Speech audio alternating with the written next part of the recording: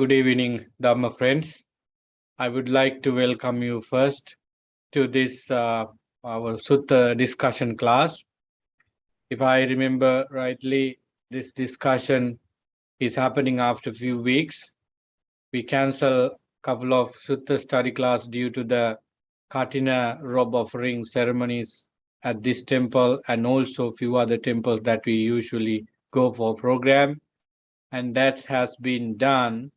Only tomorrow we have a Katina, so that the period for Katina robe offering will be ending soon. So we are back to the normal routines of programs. So I just want to start the Sutta study class today, and I try my best to do it every Saturday from 8 to 9. And try my best to make to discuss the Dhamma on suttas and allow you to open up your mind to new Dhamma fact aspect according to Sutta Majjhima and Diga and also Sangyutta Nanguttara and also Kuddaka. Let us begin the Sutta study class by wishing everyone happiness and peace. Let's try our best to explore the Dhamma and make our way to Nirvana speedy and also very easy by studying the Dharma. Let me recite the noble virtues of the Buddha by reciting Namo Tassa so that we all come to one mind, that is about the Buddha, Supreme Buddha. Sadhu, sadhu, sadhu. Namo tassa bhagavato arahato samma sambuddhassa. Namo tassa bhagavato arahato samma sambuddhassa. Namo tassa bhagavato arahato samma sambuddhassa. Homage to the Blessed One, the Worthy One, the fully enlightened one. Homage to the Blessed One, the Worthy One, the fully enlightened one. Homage to the Blessed One, the Worthy One, the fully enlightened one. Sadhu, sadhu, sadhu. Okay, friends, the sutta we selected for today's discussion is called Samana Mandika Sutta. This is from Majjhima Nikaya. The sutta number in the Majjhima Nikaya is 78. This is an important discourse because of the Dhamma facts provide us. Try our best to understand the overall meaning of the discourse. If you happen to read through the link, you can already know what exactly this sutta means. Anyway, it is better for us to read through some lines at the very beginning of the discourse and understand what sort of discourse is this. As usual, the Buddha was at the Savatthi when this particular incident happened. The wanderer Uggaha Mana Samana Mandika Putta. Like we have long name, those people back from India had long name with their clan's name, family name, and so forth. So Uggahamana Samanamandika Putta, we can call Uggahamana in short. He was at a particular place where a lot of wanderers gather and debate and discuss certain things in spiritual, context. This is an indication that people in 6th century BC around that period had different places for debates. Usually it's quite similar to the city hall. Normally people gather in such places and discuss various things even today. And that was started many hundred years ago in human existence. So we can see that Uggahamana was, wandering in such areas, and the number is around 300 wanderers were there. Then, while Uggahamana was with those people in the debate hall, one of the disciples of the Buddha called Panchakanga, he was a carpenter. He was also in Savatthi, and he was heading to see the Buddha. However, he understood that the Buddha is in solitude, kind of in silent period, so that he did not want to disturb the Buddha or any other monks. Perhaps it was during the midday. Usually the Buddha and the monks were having their personal time in silence, so that nobody disturb them either with conversation or asking questions. So being a disciple of the Buddha, Panchakanga, the carpenter, knew it very well, so that he thought, I should join with those wanderers at the Mallika's park, where everybody gathered and talk about. Then Uggahamana, the wanderer Uggahamana, saw Panchakanga coming from distance, and he was trying to make the crowd silent by saying that the Panchakanga, the carpenter, a disciple of the Buddha, is coming towards us. He likes silence. He likes people's peaceful behavior, so that don't make any noise. In the Sutta, if you read it, you can find 32 types of conversation that are prohibited for mendicants, especially those who are in the noble training should avoid these kind of conversations, such as talks about or conversation about kings, ministers, countries, various other things, food and dancing, singing, and so forth.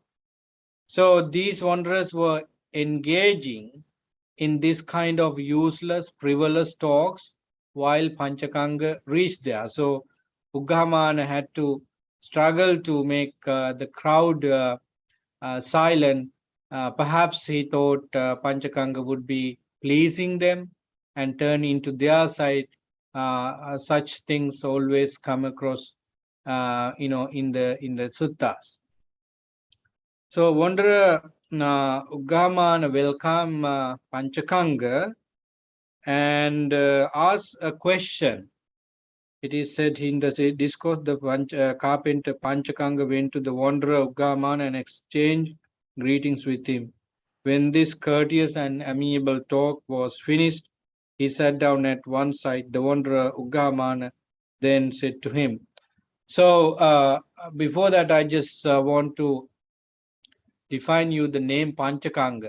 Anga means five things. Pancha means five. Anga means kind of tools, and Pancha means five. So being a carpenter, he has been carrying five things like the tape, whatever he has been used. In the commentary, you can find those exact five tools he carry always, because he did something according to his profession whenever he get it. So he has been always ready for that. So because of these five tools around in his body, around his body, he is called Panchakanga. So this Panchakanga, being a disciple of the Buddha, was an interesting person for Uggahamana to start a conversation. So as I said, wanderer Uggahamana was not a follower of the Buddha. He followed something else. Usually wanderers debate on certain things. They basically did not accept the theory made by Brahmin. Their theory was that the world was created by the Almighty Brahma, and he created the humans clans also into four, and such things are in Brahmanism. So these wanderers did not believe that. They, of course, belongs to a particular tradition where a lot of debates are done, and they were either nihilist or annihilist, or between, or use different ideas they had in depending on what they believe. So Uggamana, as one of the leaders, questioned Panchakanga with this: when a man possesses four qualities, I describe him as accomplished in what is wholesome, perfected in what is wholesome, and ascetic, invincible, attained to the supreme attainment. So the Uggamana said to Panchakanga that I declare a person who has four qualities as accomplished, kind of liberated, perfect person.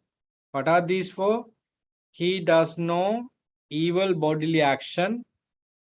He utters no evil deed, speeches. He has no evil intention, and he does not make his living by any evil livelihood.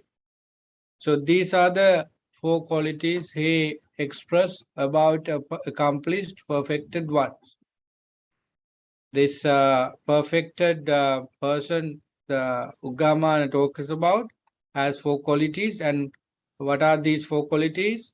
This individual does not do any evil deed, no bad evil speeches, no bad intention, and his livelihood does not he does not make his living by any means, any bad earnings, something like that.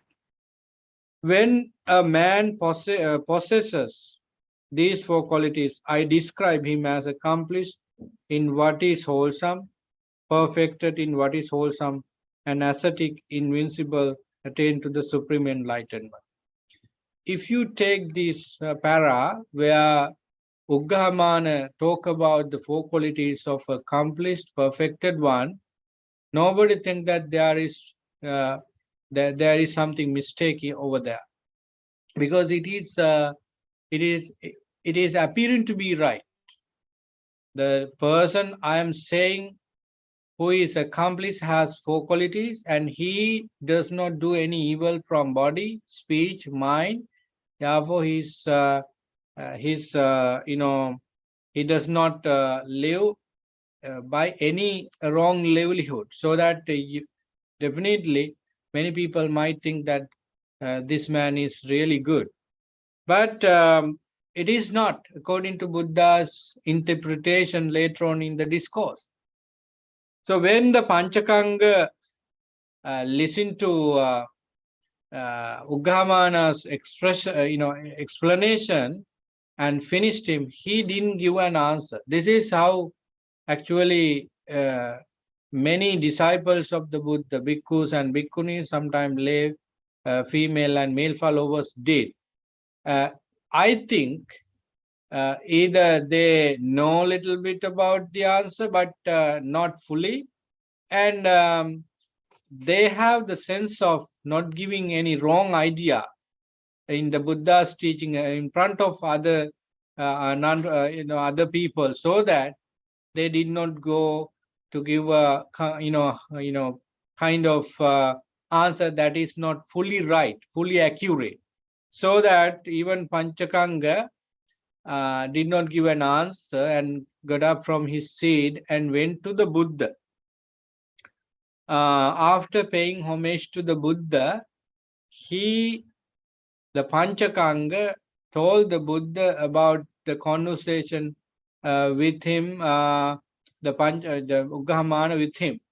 So then Buddha's sense of humor is really good, and the Buddha directly said that if somebody says that a person is fully accomplished in wholesomeness when he don't talk, don't do bad things, don't talk bad things, and when he does not think about any evil things, and he does not do any evil things for living.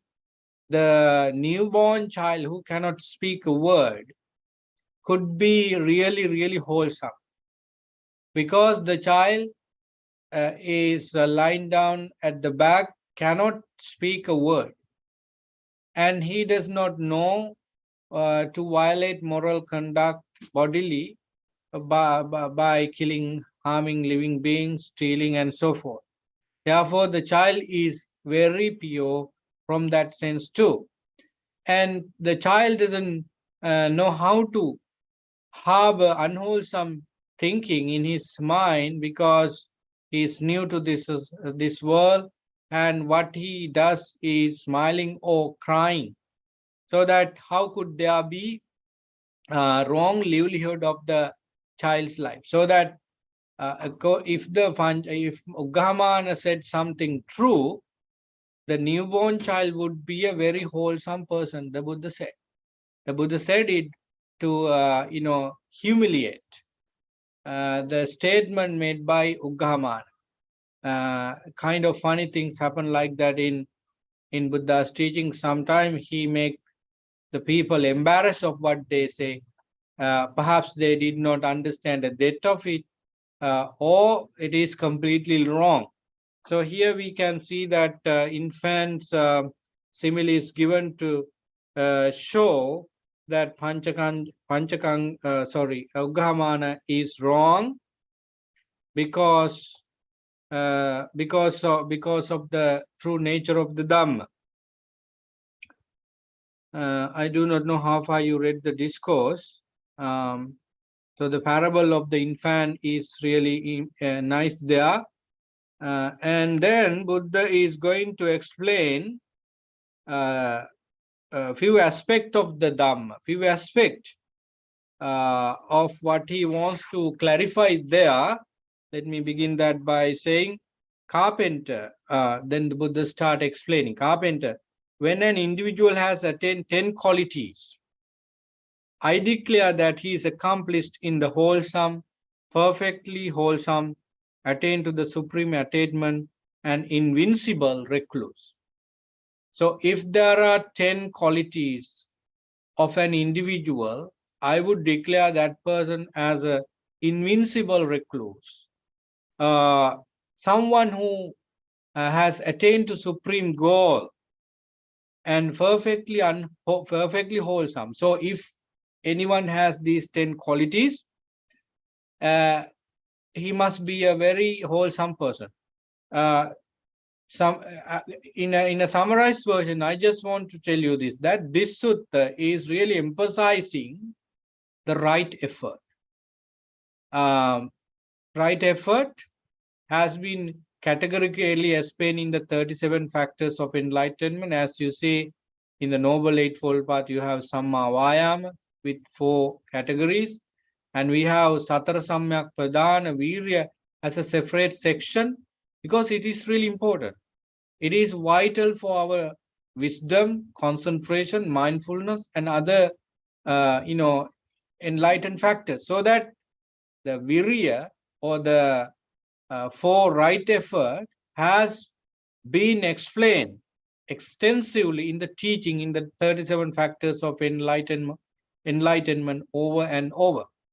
That's why we find it even in Satta Bojjhanga, Virya, as the Virya Bojjhanga. So let me tell you that these aspects of the Dhamma, like 10 qualities, are really significant in order for carpenter Panchakanga to understand the Dharma, and also to repute what Uggaman said. I try my best to go on different places in the sutta. Let me find it. Yeah.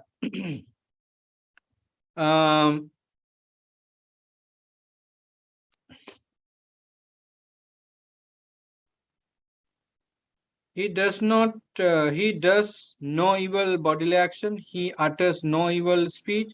He has no evil intentions. And he does not make his living by any evil livelihood. When a person possesses these four qualities, I describe him not as accomplished, but as one who stands in the same category as the young tender infant lying prone. Yeah.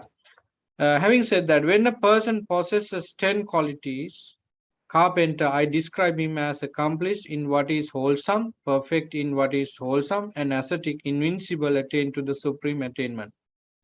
But first of all, I say it must be understood thus. So, Buddha said that we have to understand this first. These are 10 unwholesome habits, and thus wholesome habits originate from this. So, Buddha talks about unwholesome habits. Unwholesome habits originate from unwholesome, thinking, unwholesome habits. Then here you can see the scheme of the discourse is following the Four Noble Truths. So we talk about unwholesome habits. And unwholesome habits, once you understand unwholesome habits, you have to understand where these unwholesome habits originate. Then the cessation of unwholesome habit without reminder. So one's practice should focus on understanding unwholesome habits, and then where these unwholesome habits originate, and then how does these unwholesome habits and also the reasons of origination of unwholesome habits cease.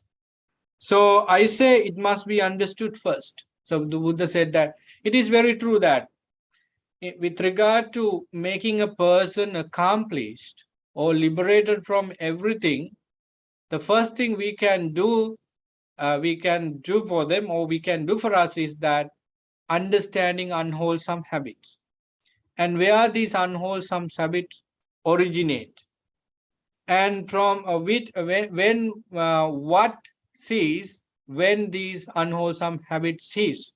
So this is the first thing one has to understand. Then the Buddha talks about wholesome habits, how these wholesome habits originate, from what these wholesome habits come from, and how these wholesome habits also end without any reminder. So this is the second thing one can keep in mind. So in this matter, carpenter, it should be understood that I say these are unwholesome thoughts.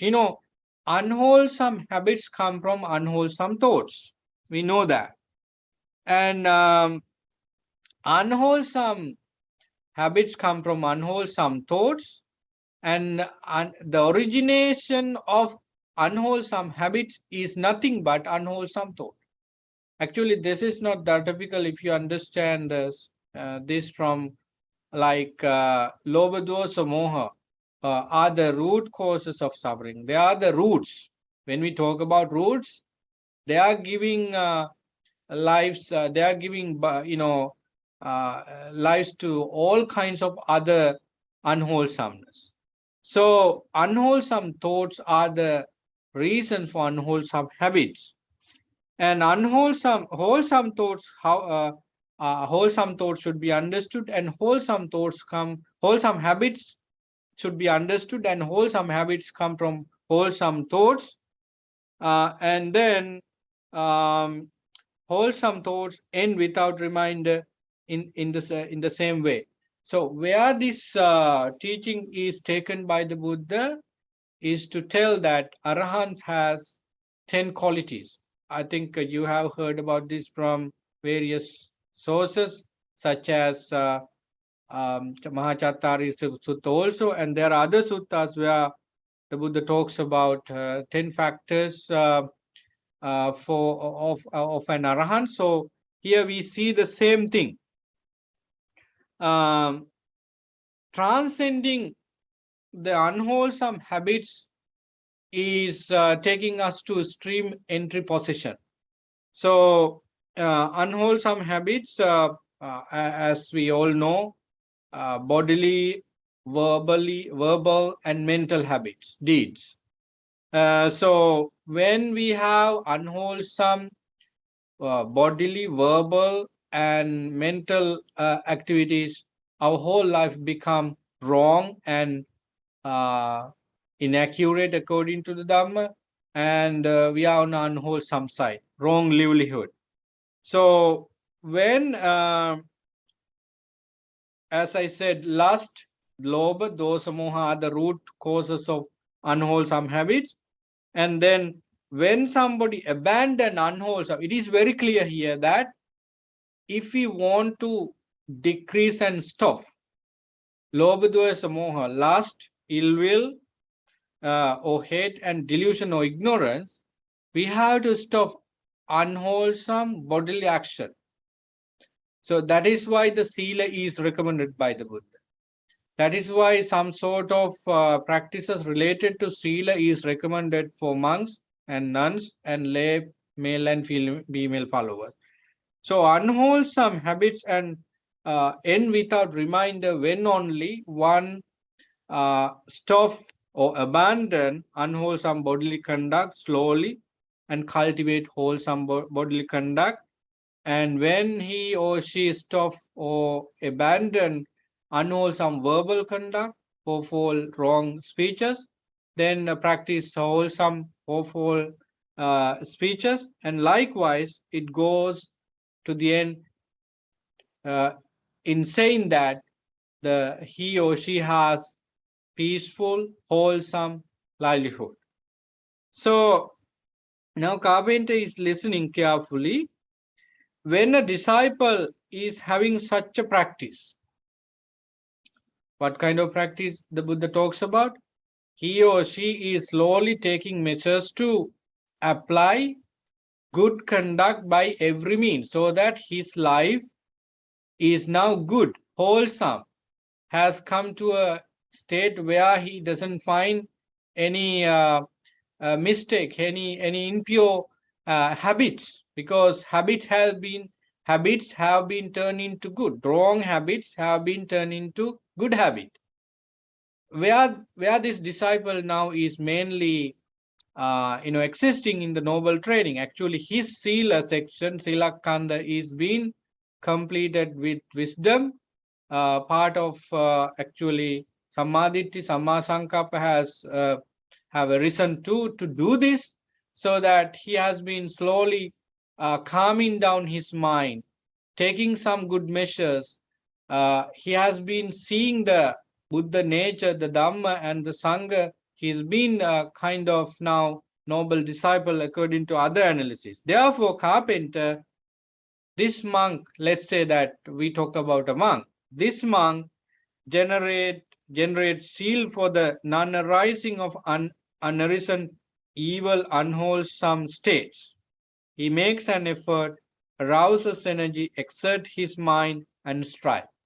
So the first right effort out of 4 is Anuppananang va papakanang akusalanang dhammanang anuppadaya chandang janeti viryang chandang janeti viryang arabati paggannati padati, and so forth.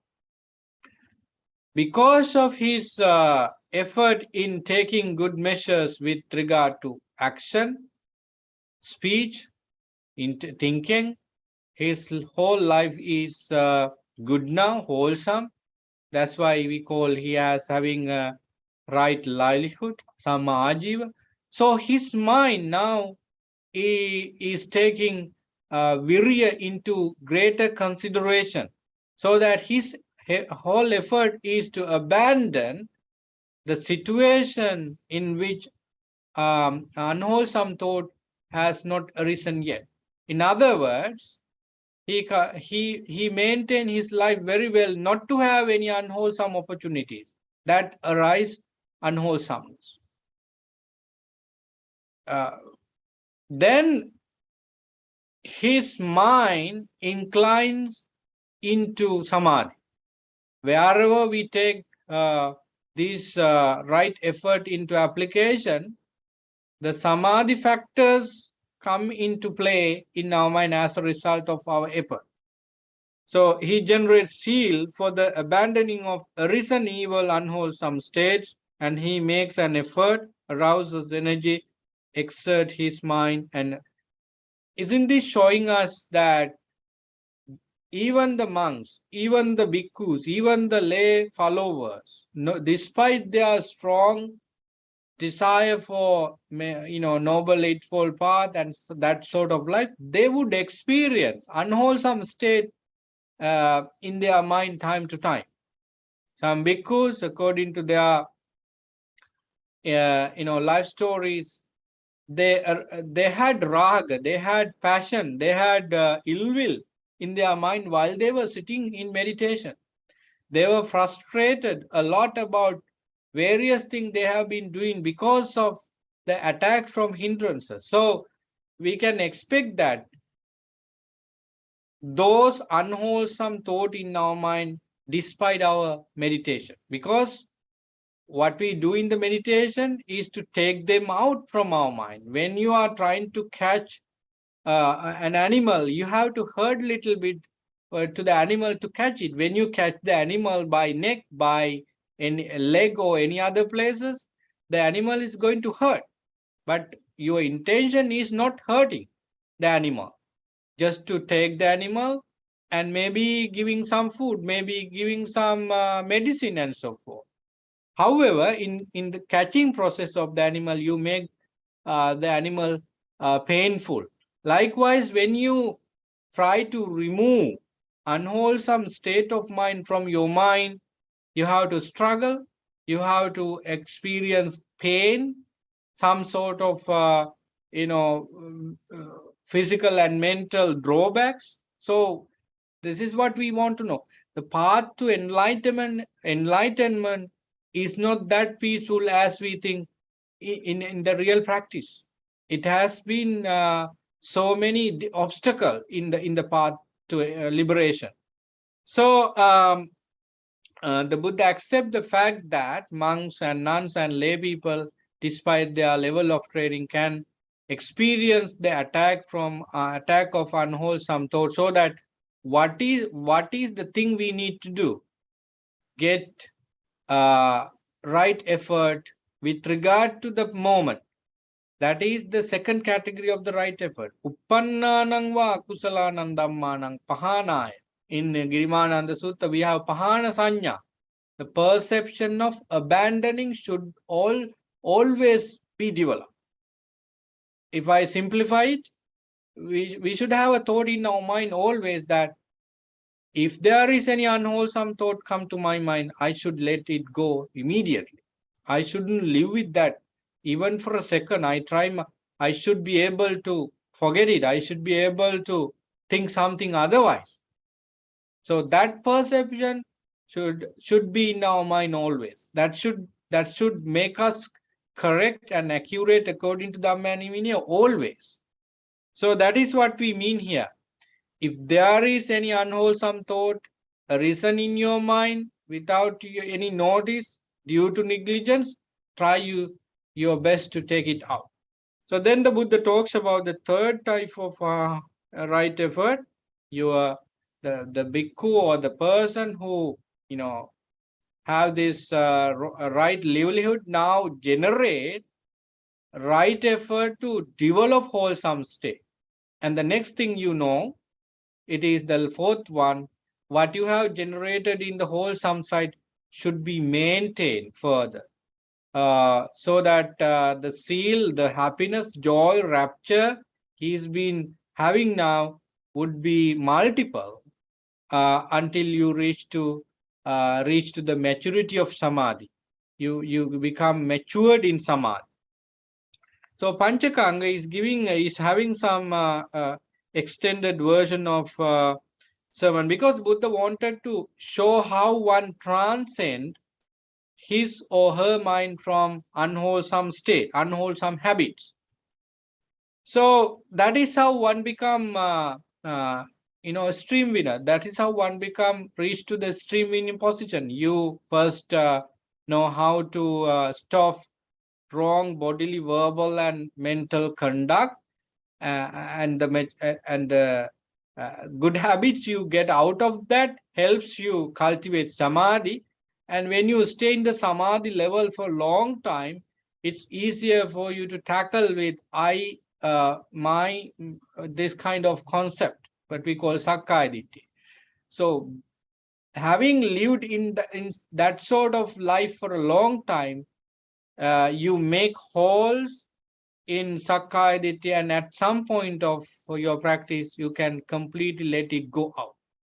So then Buddha talks about in the sutta, transcending the unwholesome habits to become an arahant. So for the sake of explanation now, the person has wholesome deed, wholesome verbal deeds, wholesome physical deed, wholesome mental deeds, and then his whole life is pure, livelihood is so nice, so that he is able to identify the roots of unwholesomeness, lobha, dosa, moha, so that the cessation or ending of unwholesome habits, unwholesome roots of habit could be done. Therefore, this particular person, carpenter, in the Buddha talks about carpenter, is going is not made up of moral virtues, because he's beyond the moral virtues. The Arahant is beyond the moral virtues. Why does the Buddha talk about this kind of things here? Because the Uggahamana was talking about the accomplished person when a person does not do evil deeds, evil speeches, evil thinking, evil intention, and evil way of living. So Buddha wanted to dive into the roots of unwholesomeness. If we do not treat to the root causes of unwholesomeness, nothing happened to the particular person. If we want to see the accomplished person, he has to do something with his inner bad qualities. But from Uggahamana's statement, we cannot see that. He is just merely talking about, if somebody does not do evil thing right now, he's going to be accomplished one. But the newborn child is also not doing that. And the person who is sleeping is not doing that. So is that mean that the person who is sleeping or the newborn child is an enlightened person? No. They have underlying tendencies in their mind. What kind of underlying tendencies? Everything come from lobha, dvesa, moha. So this is why the Buddha is talking a lot about here, about how one ends those root causes of unwholesomeness and also habit out of them.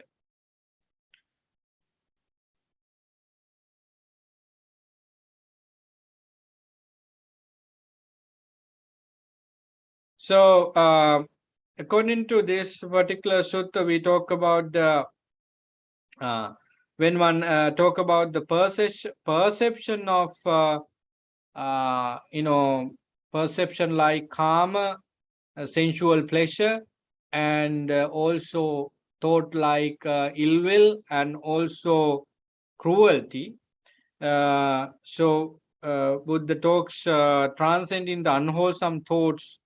Buddha talks about transcending unwholesome deeds, transcending unwholesome speeches, transcending unwholesome thought. When we come to transcending, it means we have to abandon them and let our mind go beyond that level of unwholesomeness.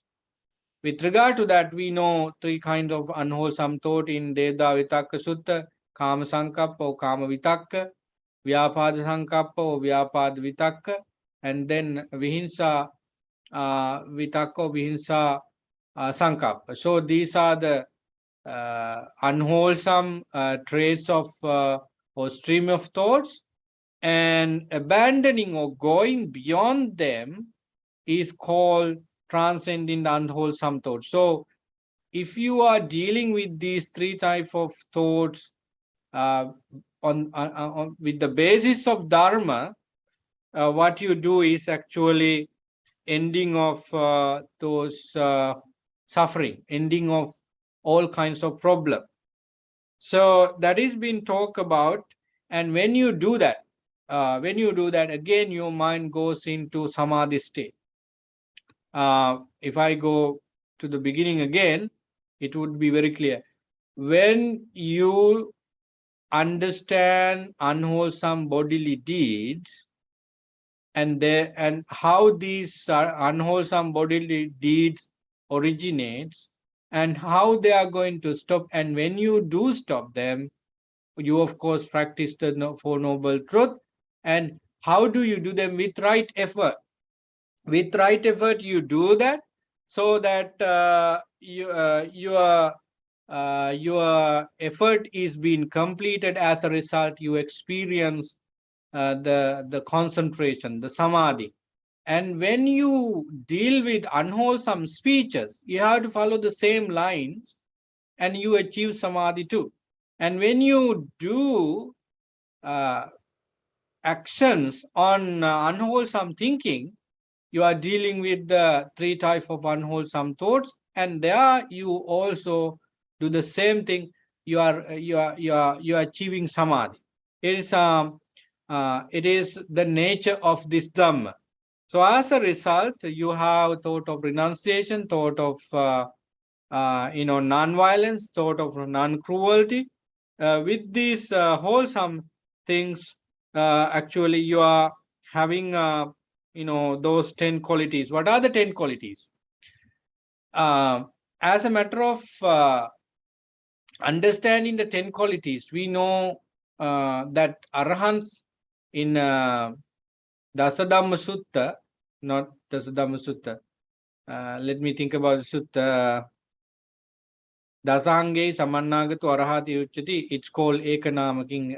The Venerable Sopaka, when he was a very young monk, answered 10 questions from the Buddha without any difficulty. And at the end of the answering 10 questions, he became an Arahant at the age of around 10 or 12, as I remember. So the last thing in that answering, it is said that Dasange Samannagatu Arahati Uchati. If a person consists of 10 qualities, he is going to be an Arahant. So what are these 10? What are these 10 qualities? Right view, right effort, right view, right thought, right speech, right action, right livelihood, right effort, right mindfulness, right concentration, and right knowledge, and then right liberation. They were found in Mahachattari Sutta in the discussion we had a couple of months ago, and a few more suttas. So this is what the liberated person according to the Buddha. Uggahamana was talking slightly someone who has been good for the moment, but he could be changed. He could be changed due to the situation. But the Buddha's approach to talk about the liberated person is thorough and wide, and he was talking about the root causes of unwholesome habits from body, speech, and mind, so that his whole life is unrighteous. So if we, Panchakanga, and everybody else wants to understand the Dharma, the way to become liberated, first thing we need to do is to understand unwholesome habits that rooted from unwholesome thoughts. Then unwholesome speeches rooted from unwholesome thoughts. Then unwholesome thinking rooted from unwholesome thoughts. So it is always going to the very point where the distinction happen in the Buddha's teaching. So having said that, when you understand your unwholesome side, you are leading to wholesome side. When you take measures unwholesome thoughts, habits, and action, words, and things like that, you are again leading to wholesome side. When you understand your wholesome side as it is, again you are leading to further wholesome side. So it is basically based on the four kinds of right effort. Buddha talks about the nature of the accomplished or the liberated person. Now I take some time to talk about these four effort again, to show how one become liberated from suffering. If the situation is, suppose that the situation is favorable according to the Dhamma and Vinaya, nothing bad happened yet, but you can see certain behaviors of the gathering, or the house members or family members, whatever, is going to be not negative, not positive, because of because you feel that the conversation they are going to do about certain mundane things, and there would be ignorance arising in you, so that you see the opportunity of unwholesomeness that is coming to you.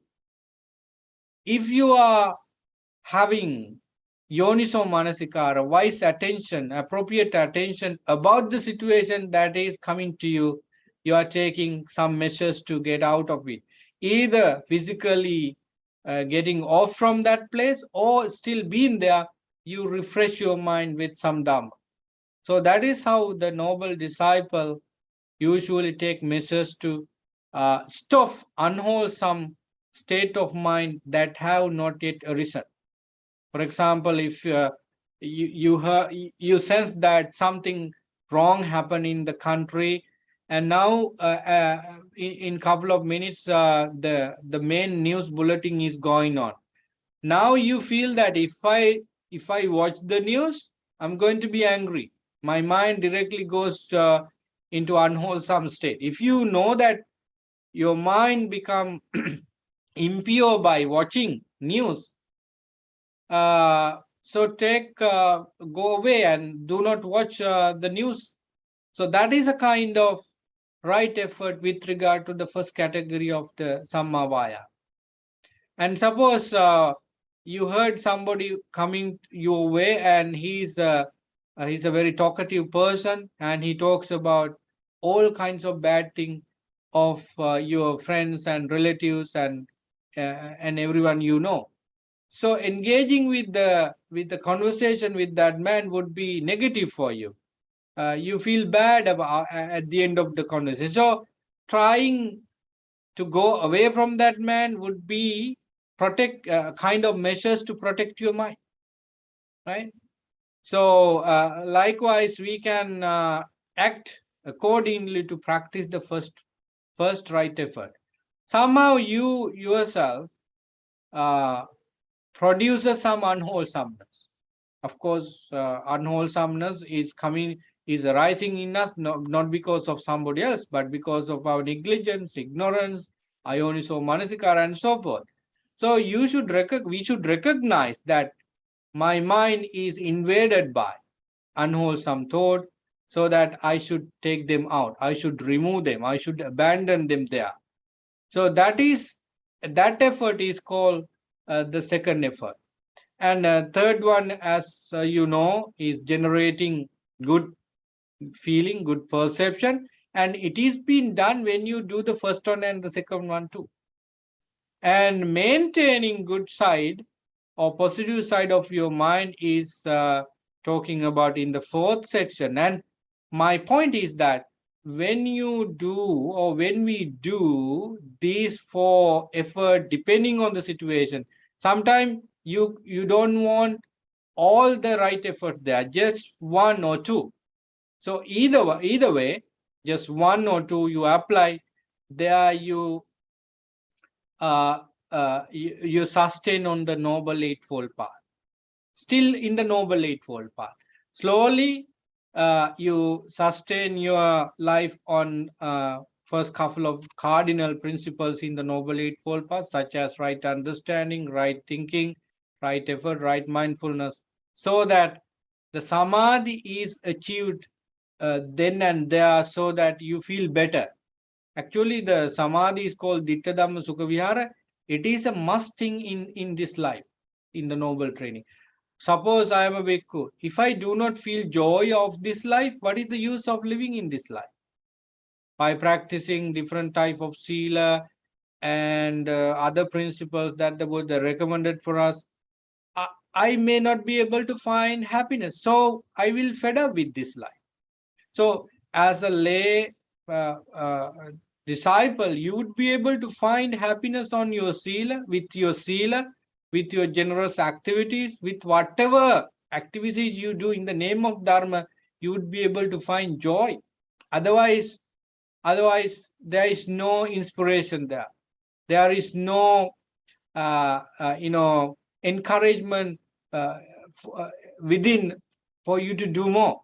So the teaching that I see from the Buddha is always giving us joy, happiness. So that's why we have Piti Bojjanga, Passadi Sambojjanga, rapture and tranquility as enlightened factors are there because each activity in the name of Dharma and Vinaya bring us joy and tranquility. So we have to feel it. For example, we have been in Katina robe offering season. Unless you find joy out of participating in Katina, I don't see any significance of going there and join with Katina. Some people cannot be happy even by meditating. Suppose meditation doesn't work for you sometimes. You struggle a lot, it's only painful experience. At the end you have, it's fine. For me, it's fine because I tried. It did not work at this time, but it will work next time. So that's how we become happy about, because you try. So that those important elements of the Dhamma could be found in each practices, right? So Piti Bojjanga and Passadi Sambojjanga, they are again for us to have some sort of happiness, and it is felt when we practice right effort. So Samadhi is really achieved, and now Buddha talks about 10 qualities of accomplished person. The Uggahamana talks about 4 qualities, but the Buddha rejected it. Uggahamana was pointing out Panchakanga, 4 qualities of accomplished person. What are the 4 qualities? He does not do evil deed. He does not do evil speech. He does not have bad intention and no any wrong livelihood depending on anything. That's all. According to Uggahamana, these are the 4 qualities of accomplished person. But even the newborn child has these qualities, Buddha said. But Buddha, in his turn, in front of Panchakanga, the Buddha says that these are the 10 qualities of accomplished and liberated person. What are these? Samma Ditti, Samma Sankappa, Samma Vacha, Samma Kammanta, Samma Jiva, Samma Vayama, Samma Sati, Samma Samadhi, Samma Jnana, and Samma Vimukti. So before that, we can talk about the stream winner, once return and once return. They are also implied, but the Buddha pointed out here the supremely enlightened person. He has 10 qualities. So what do we take from this discourse now? That should also be addressed. Friends, the salient point I recommend for you is we can do this. Definitely we can do this. Where do we start? We have already started, but only thing we want to know that we have it and we feel it and so forth. When you recognize that there are some bad thoughts in your mind, bad speeches in your conversation, negative deeds, not like killing living beings, harming living beings, stealing, and so forth, but some activities are very mundane. They never give us spiritual energy. For example, sometimes you travel a lot to see beautiful places like parks, waterfalls, and you go on shopping while you have so many things to wear, and you are interested in talking unending problems in the world stage like war and so on. According to my understanding, they are not giving us any spiritual essence. However, if you talk about those problems in terms of sharpening your Dhamma knowledge and seeing how people, practicing some sort of patience and so forth, it is okay. However, those are nothing for the spiritual practices. So that, my friends, what I always say is, you recognize those feeling perception that are negative and then try your best to turn them to positive. So when you feel that your negativity is gone, positive qualities have arisen, they are seal, rapture, sukha, and piti, they have come up, and you feel better, you feel joy. Even when you are physically sick, you can feel okay because your mind is having those qualities of jhana, because you have analyzed your mind, your body very well. So that is the beginning of being an accomplished person.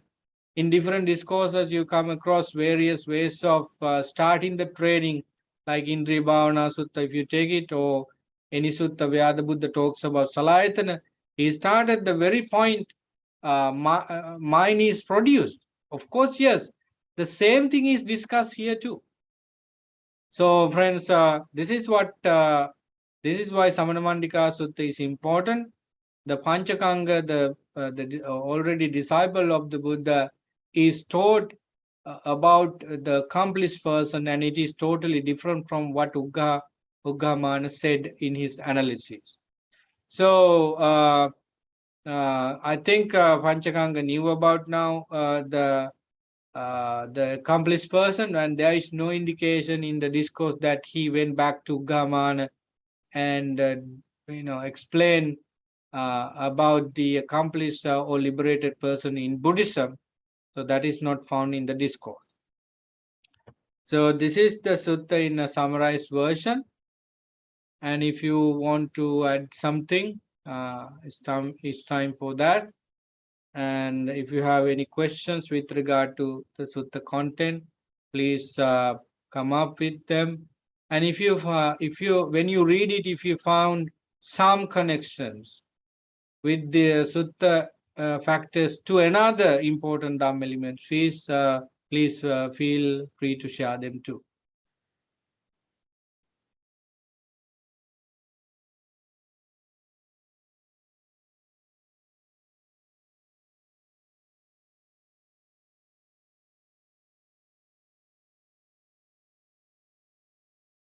Yes, Dr. Pial. Yeah, you are muted. Yeah, it's on. Okay, so this now we can hear you. The sutta is a little bit not coherent. Like, I mean, it's a good sutra, but it doesn't roll out very smoothly for some reason. Maybe it's my ignorance, but I find it. I mean, it's for some reason. But either way, I'm saying 4 parts of the even if you accomplish of those 4 factors, it's not enough. In other words, I mean, you need another 6 more to accomplish, like total of 10 factors, right? So they're just giving a partial part of the practice and saying this is how I feel accomplished person, but they say no, there's much more to this than that. And also it's also saying at one point, I think, is the pivotal role of Samma Vayama, right? Satara Sampradhana Virya. Like, I think that's kind of expanded a bit here in this sutra. That's from I haven't read it, but from what you told, I think it's they like emphasizes a bit too.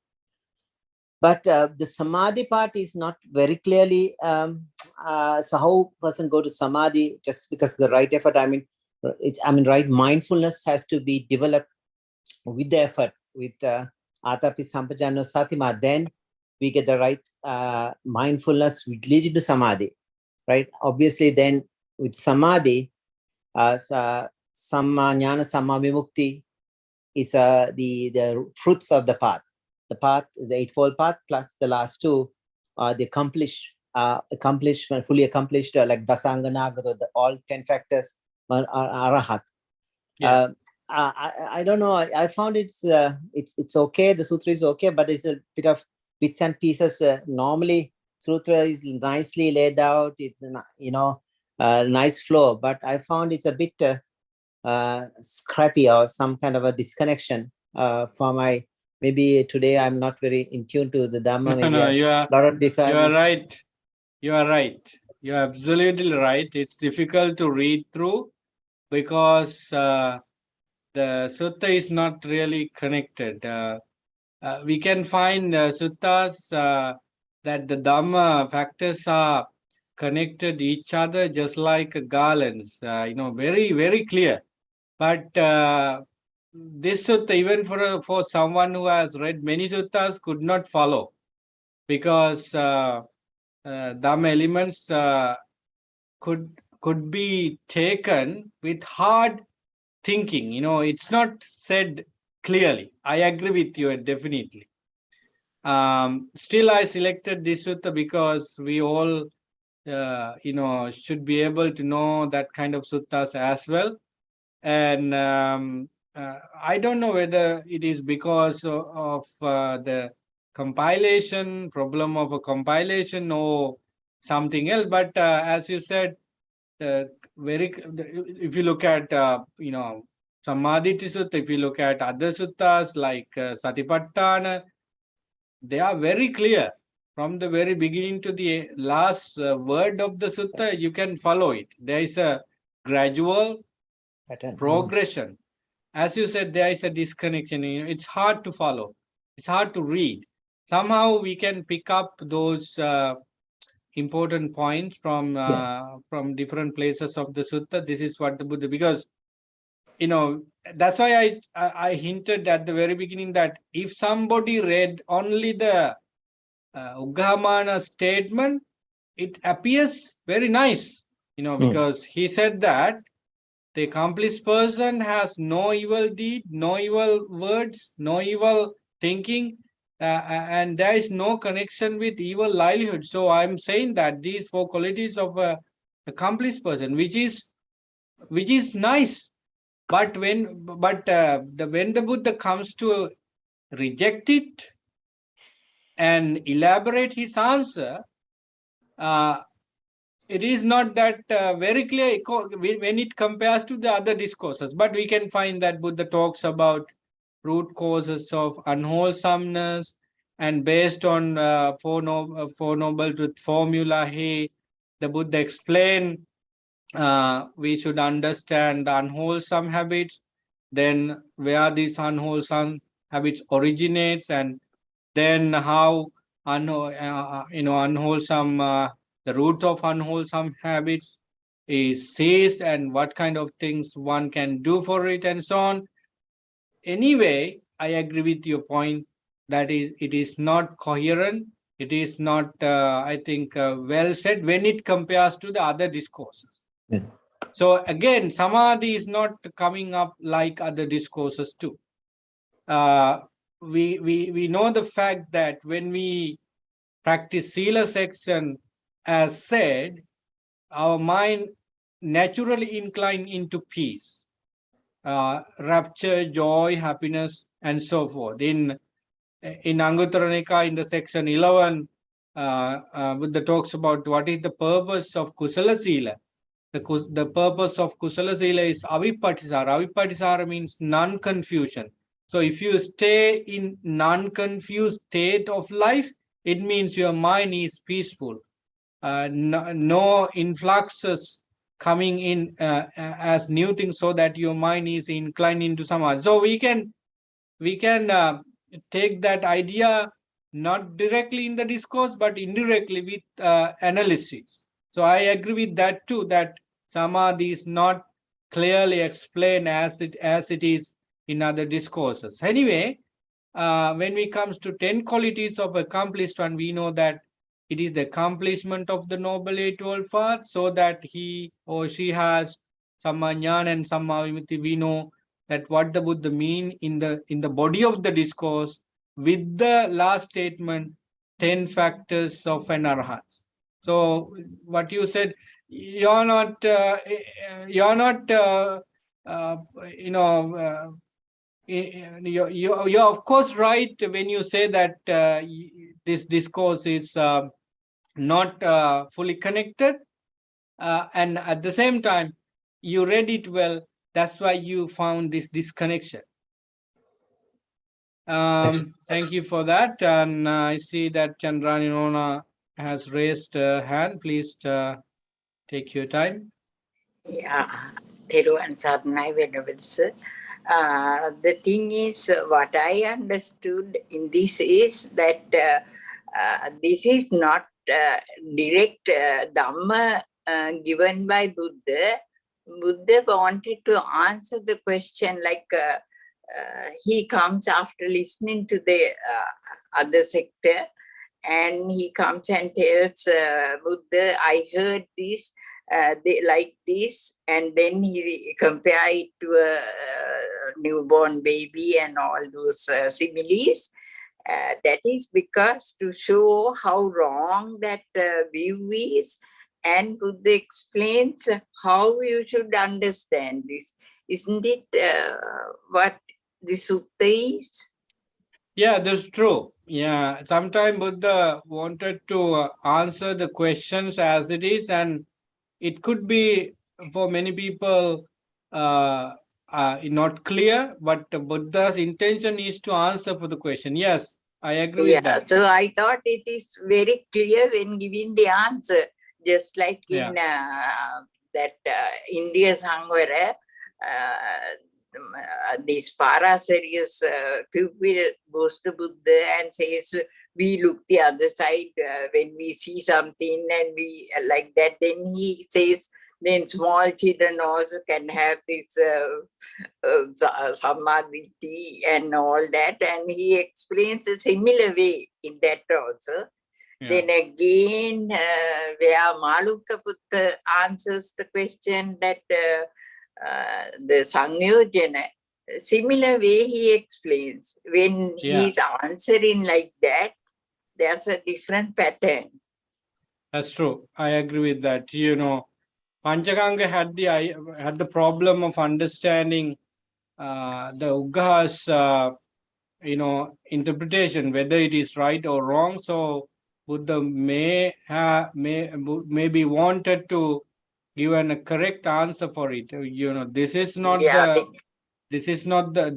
the qualities of accomplished one. This is what I mean in the Dhamma of about accomplished one. So then the Buddha explain how one become accomplished one by practicing, by practicing some Dhamma based on Samma Vayam or Satar Samya Pradhana, so that the person is completing the noble fold path and become an arhat. So I think that that is why Buddha made this particular sutta especially to answer or to clarify what Panchakanga was not cleared with.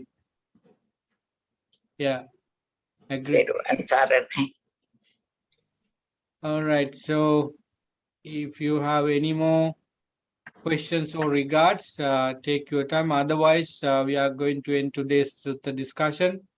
I try my best to come up with different discourses in which we can elaborate more Dhamma and get inspiration in next week and after next week and so on.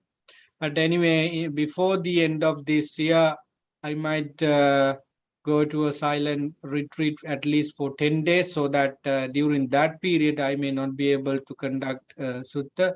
It could be either at the beginning of December or in the middle of December. I do not know yet.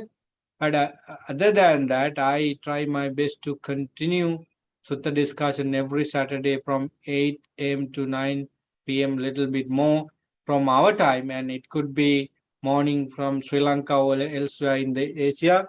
So try your best to come up with different discourses you like, and you can suggest me, Bante, let's do this discourse because this is really interesting, and I welcome those suggestions too. Instead of me selecting discourses always, you can also select discourses and let me know, and I will take that as the topic Sutta for the discussion. Having said that, I just want to wish you a very happy and peaceful night. Of course, those friends join in Canada, and one or two friends joined from Sri Lanka too. And I wish you a very good morning. May you all be well, happy, and peaceful. Before we go, I just want to transfer merits to our beloved friend who passed away 4 days ago. She is Sakuntala Fernando, and she was in a discussion with me 2 days before her passing away. She was in good condition throughout the last few days, and somehow she had to leave from this life. I believe, and we believe with the Dharma, she might be in a happy place if she did not attain full enlightenment. Anyway, the merits out of this the discussion may be with her, and may she be able to attain nirvana, complete nirvana very soon. And your relatives also should have these merits, and may they be also ending samsara soon, and may you be able to complete your path to enlightenment very soon by the power of these merits. With that in mind, sadhu, Sadhu, sadhu, sadhu. sadhu.